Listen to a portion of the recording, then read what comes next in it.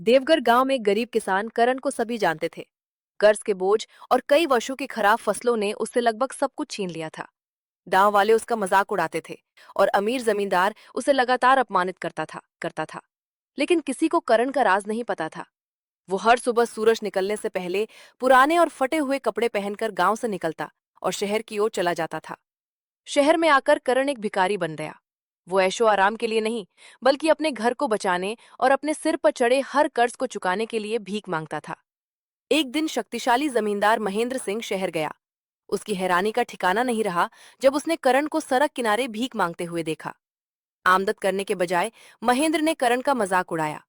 जल्द ही पूरे गांव को उसका राज पता चल गया।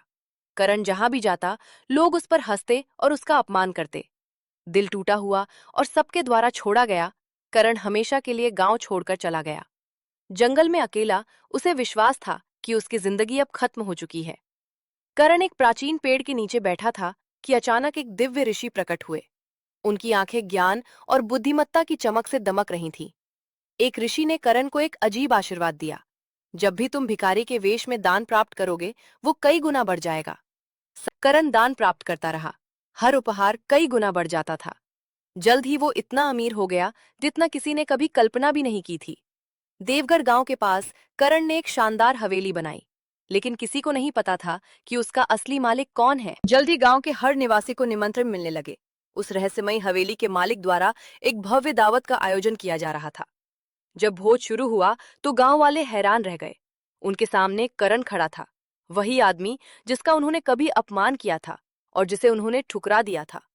करण ने मकान मालिक की ओर देखा और कहा, मैंने भीख इसलिए मांगी क्योंकि जिंदगी ने मुझे मजबूर कर दिया था।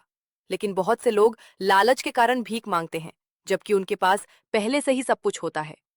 गांव वालों ने माफी मांगी। यहां तक कि जमींदार ने भी शर्मिंदगी से अपना सिर झुका लिया। करण ने सभी को माफ कर दिया। उसे समझ आ गया था कि असली दौलत सोना या आलीशान महल नहीं होते, बल्कि एक दयालु दिल और हर गिरावट के बाद फिर से उठ खड़े होने की ताकत ही सच्ची संपत्ति है।